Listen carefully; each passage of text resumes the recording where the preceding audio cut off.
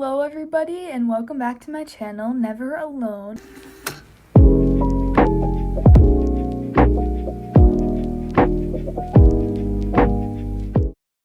Today I'm just going to be talking a little bit about my OCD and some challenges I still face. I think that it's important that people with OCD know that although things will get better and you will be able to enjoy your life once again, that you still have struggles in your life and things can still be pretty challenging. So I wanted to discuss some things that have happened recently that have really pushed me in my OCD. One of which being, I just went to go see the Sturniolo triplets on tour in Boston, and packing was a big thing for me because I have luggage or a suitcase in my closet and it's contaminated to me because I always feel like clothes carry more bacteria, and so my closet is off limits and I'm actually just storing all my clothes in these baskets, and as you can see, it's not the most functional thing ever. There's still so many things that OCD will have you face, one of which being is my clothes, and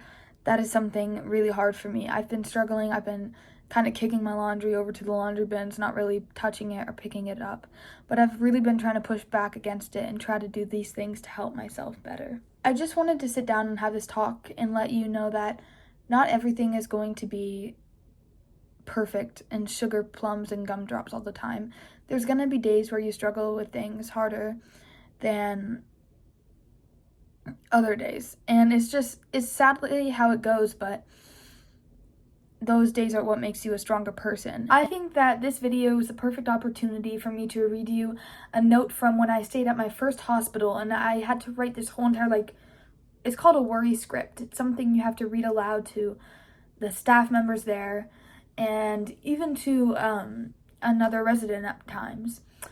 My worry script, it consists of my worries at the time, and I want to read it to you to give you hope that not all things are going to be perfect, but things do get better. This was written on April 25th, 2024. Last year was incredibly challenging.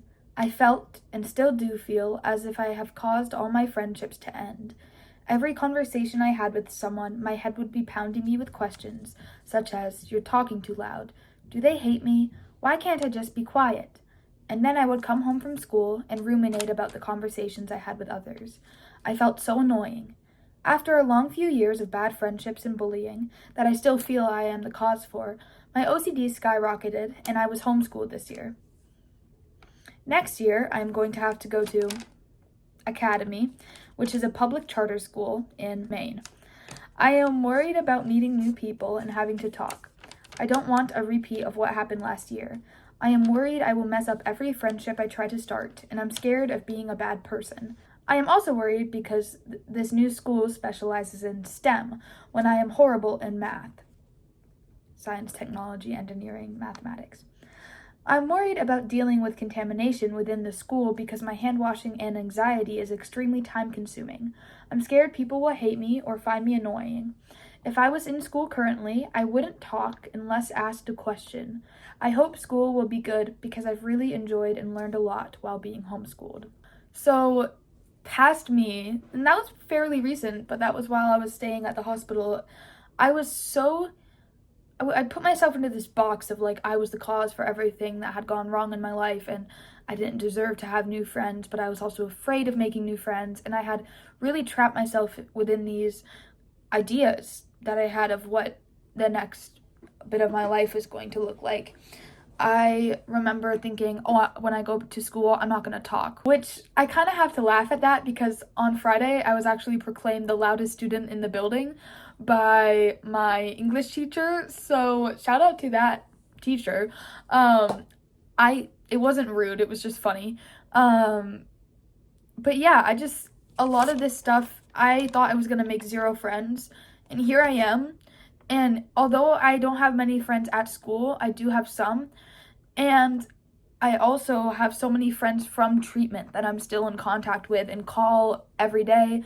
And I was so worried about going to this school for all those reasons, and also for the fact that it specialized in mathematics and engineering, but I really love my school right now, and I find it actually is more on the art side. So I've really enjoyed being in school, and I just want this to be a video of hope that things do get better, and that even though it's hard now and you think that it's impossible and you feel as though you're not living but you're just like surviving in the midst of everything that's going on, just know that once again, you are not alone. And there are going to be so many people here ready to support you, even if it's just through social media, mental health channels. Reach out to people around you, teachers, just anybody, because I was so afraid of seeking help. I thought I had this like weird thing in my brain. I knew it was OCD, but I didn't believe it was OCD for a while. I just thought I was a crazy person. And I kind of walked around with this weight on my shoulders that I was just crazy, and that if I asked for help, somebody would think that I'm just weird and I wouldn't actually get better. But pushing those worries aside, I was able to be better and be in the place that I'm in today. And although there are struggles like clothing and such, I'm sitting here right now talking about my mental health and helping others through my journey. Some of the things that I still struggle with is turning off faucets, just using my hand with nothing in between my hand, like a paper towel or glove or something like that. But recently I've been really trying to challenge that, because I find it's so pointless to do all these things to please my OCD when my OCD doesn't please me. When you're in an OCD cycle, no matter what you do, it's going to find a new thing to latch onto. So you think if I wash my hands, I'll be okay for the rest of my life. But you're not. You're okay for like 5 minutes, and then something new happens. And we're stuck in this cycle. Even if you have anxiety, it's sort of a cycle too. Your brain just spirals and spirals, and you get latched onto these thoughts that you let take complete control over you. When in reality, those things, even though they feel so big, are so small. And you realize that once you overcome some of these challenges, you go, how was I ever scared of doing that? How was I ever thinking those thoughts? Like, I'm reading back on this and I'm like, why was I so worried about what other people thought of me? And I still am sometimes, but I was so in my head that it was like I was having more conversations in my head than I was with people. One thing that I really like to think about is I'm actually kind of grateful for my OCD in many ways. I'm not grateful for OCD, but I'm grateful for what I have been through to get help for it, because if it weren't for me having OCD, I wouldn't have met some of my closest friends who just get me and who I literally can't say one bad thing about. Like, they're the most wholesome, lovable people I have ever met in my entire life. I wouldn't have been able to have the chance to meet them. I wouldn't have been able to meet my treatment team who helped me through so much, who I'm dedicating a novel that I'm writing to right now. I wouldn't have had those experiences if it weren't for getting help. And although help is scary, there's so many positives that can come out of it. It's really that step of really putting yourself out there, saying, hey, I'm really struggling right now, and I think I need some help. Seeking help is probably the most important step in a journey to get better, because without that help, you're kind of left to fend for yourself and get better on your own, and that can be super stressful, and that can feel like the world is caving in on you because you're stuck here battling your own mind. And I personally believe that a battle with your own mind is harder than any battle. You're battling yourself. It's painful and it hurts, and it just makes you so emotionally messed up. Like, you feel trapped in this box of sadness, and you feel like the box won't ever open, and you won't ever get on this side of the box where things are happy and great again. But I promise that if you seek help and you work hard every single day and push yourself, you will eventually see the light side of that gate, of that door. You will be able to go do these great things. And like I said, things don't get better right away. I'm still home. I'm still facing tons of challenges. It wasn't until recently that I was able to touch this frog that I got from Rogers, which was my first hospital I stayed at, because it was sitting next to something contaminated. And I was like, oh, off limits, off limits. But now that I'm able to touch this, now I have this little, like, sweet little keepsake memory from Rogers with me. Although it's so little, it feels like such a big win. If nobody's told you lately, I am so proud of you.